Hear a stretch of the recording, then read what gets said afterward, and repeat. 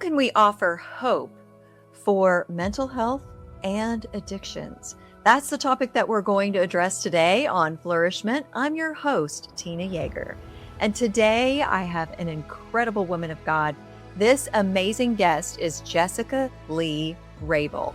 She's an actor, director, and producer with a neuroscience degree. She's been investing her talents in the production projects Shadow of Grace and Our Shadows that dive deep into authentic pain and hope. Welcome, Jessica. I am so honored to feature this message on Flourish-Meant today. Thank you so much. Yes, nice to meet you and everybody else. I'm super excited about this conversation. Let's talk about the need for authenticity and empathy in the church toward people who might be on the fringes of the church and they don't want to recognize it, or those who just don't even feel comfortable in the church.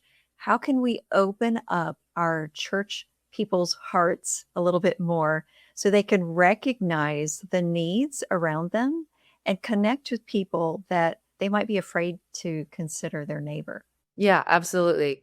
I think that, like I've mentioned before, even if you put on the face, right, and you look clean and you show up, everyone has a struggle. And I think it's admitting it to ourselves first to be able to see the humanity outside of ourselves. And it's not just that person who literally could be homeless coming off the street trying to come into a church, which might make some people uncomfortable. That happened a lot in our church in California, and it was amazing. They kept coming and they stayed and they loved Jesus, and we treated them like another person, as we all should. But I think it's admitting to ourselves that we all need the Lord, especially a Christian. That's our belief system, is we are sinners and we need God, and we can't do everything on our own. And this culture that we have made for ourselves here in America is, oh no, I can absolutely do it by myself. No, I don't need any help. That's harmful for the individual and for the group.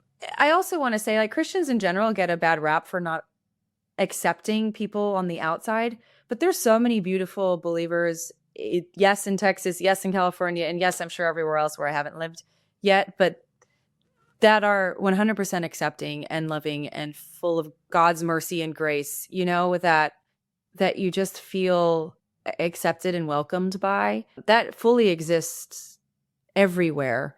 And we just happen to, if there's one bad seed, it happens to create a bad rumor situation for the church. But I always think that there's hope everywhere. There's a lot of good people out there. When you were interviewing these people that went through terrible, terrible things, did you recognize that there is a great need in our country, in our communities, to be able to respond to what these people actually are looking for, the support and the resources that they need? That's a good question. So I'm going to bring up my mother. She is a social worker at a VA hospital and has done this for years. I mean, since I was little. And so she has lots of experience and lots of stories trying to help homeless veterans. That's the main thing that she does. And it's a beautiful thing. She's a big heart. And sometimes you can help them with housing and programs. And sometimes they say yes to that. And sometimes they don't. And then what? And then what do you do? It's like, well, I can give you a sandwich and here's an apartment if you stop doing drugs, but they don't want to do that. So you can pray for them, right? Like, God is bigger than our problems. And he's helped us create resources to help people. Therapy is expensive, but there's also ways to find therapists now, especially with the internet, like our interview right now, that it isn't that expensive. Like, I have even a friend in the neighborhood who has a business and therapy is $25 an hour. I mean, that sounds amazing. That's way less expensive than other places. It's all online. And so you can there's avenues and creative ways to find help in different places. Like when I was postpartum, I didn't know how to help myself. I didn't know what was going on. My brain didn't work. Like, it was just not working. So I didn't know I could look for help. I didn't know that I just thought, what's wrong with me? And so that's also a really hard place to be. And I know that other people feel stuck in this position where, yes, everyone knows there's a therapist out there, but then what? You have to take the first step. And that's sometimes the hardest step. And so sometimes it's, again, God's grace. Maybe that he puts a person in your life who you can talk to, or maybe he, guides you down a certain path that is maybe a little unorthodox way to find physical healing. There's a lot of, government programs and private company programs, and they're everywhere. Like working with the Spiritual Care Network, they exist to help people, and they're a nonprofit. And there's so many different groups like that. My other friend used to work for the Grace Alliance, which is nationwide, and it helps mental health. It helps people with any types of struggle with mental health.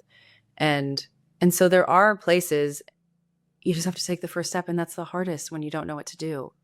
So some of those organizations that people could look for would be their local 211, their local community resource network that they could call. They could look for NAMI, which is national, and that's for people that are struggling with mental illness or those who have friends.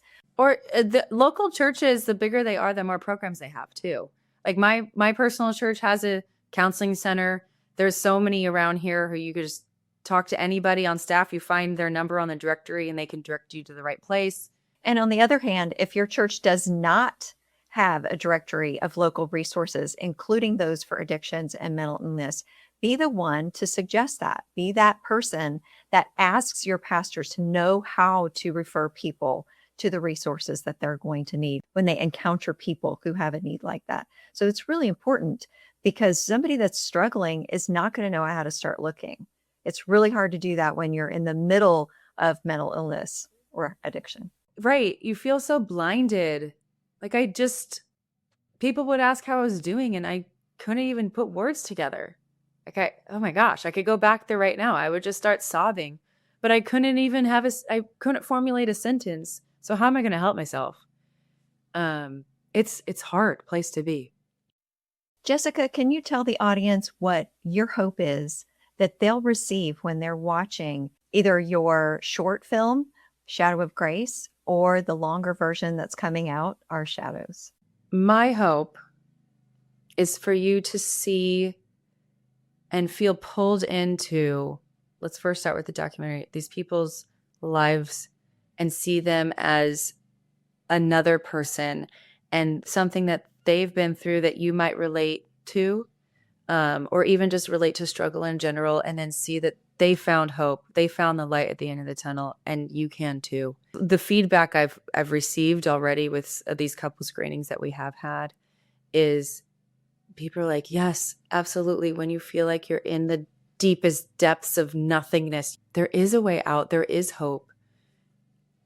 I believe it's through God. Yes, the medicine's also a good thing. I'm not poo-pooing that at all. It helps a lot of people. And I have a neuroscience degree. I believe in medicine. And sometimes that's the answer. And God can guide you to the right doctor and the right medicine too.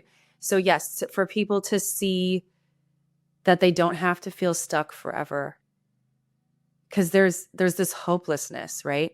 Am I going to be like this forever? Am I going to ever go back to how I was? Or am I ever going to experience something that I really want? And then for the movie, it's a narrative, so there's drama, and I want people to really be pulled into the characters and their stories and get lost in it, and get just pulled into the beauty of what the Lord can create relationships to build one another up and to help us get out of these funks that we can get stuck in.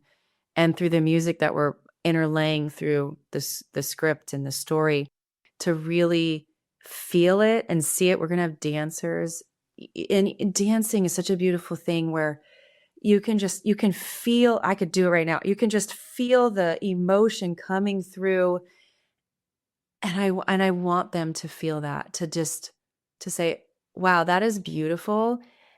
Now what can I do? Or how do I move forward with now this experience that I've had watching In the Shadow of Grace and Our Shadows? Yeah, that's the goal. As part of this project, are you planning to amass a listing, directory of resources, a hub where people can come to the website for the movie, for the documentary, and be connected to things that might address their needs, or churches that they might visit, or places where they too can find hope? Yeah. So the message hopefully can help. Also, absolutely, we can build out the website more so with I guess we would stay within the country because this we are sending it throughout the world, but it's harder to cover more space for some resources. We also have a place on our website that you can send in a prayer request, and we can be praying for you. And I've had other people who've come to me after they've seen the documentary and say, I want to tell my story. How do I tell my story? And this one lovely woman, nameless, she shared her very hard story that she is just 2 years out of, 2 years sober, 2 years out of this very difficult time. And she's like, well, I want to be a part of this. And so we chatted and I said, what if I take some of your experiences and put them into the scenes of our narrative? She goes, I would love that so much. That would mean that she could, through her life experience, can give hope to other people that no matter how hard it was, God can redeem. So that's all of these ways. And then through art in general, I know that songs save people, and I'm hoping these movies save people. My co-creator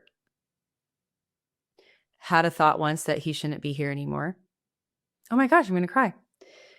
It was a while ago, 10 years ago, but and his vision too is if all of this that we put into these projects saves one person's life, it is worth it. So beautiful, Jessica. Thank you for sharing that. And that just brings us to this place where we want people to see the stories, to hear the personal testimonies, to experience the potential life change that you are offering through the narratives of this movie and the movie coming up. So, how can people stay connected with you, partner with you to help promote our shadows and watch the shadow of grace? Thank you so much for that. So our website, I'm going to stand up again, spelled like y'all, Leewood, tx.com. It has all of those opportunities. We have a donation page. We have a prayer request page. And the donations are tax deductible because we're partnered with a nonprofit. And so that is how we've raised funds so far to create the documentary. And now moving on to the feature, which is going to be a much bigger scale project.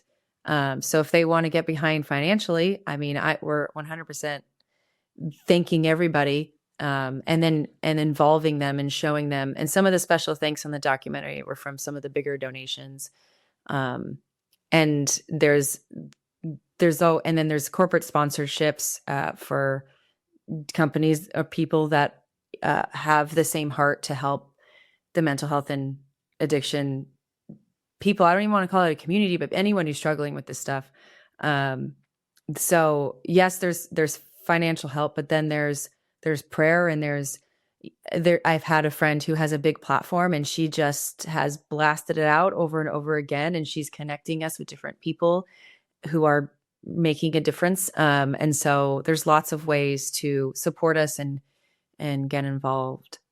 I hope that all of you listening were inspired to go and see this beautiful documentary, Shadow of Grace, and support Our Shadows, the upcoming project that Jessica Lee Wrabel has coming out. And of course, I also hope that you will come back for the next episode of Flourishing.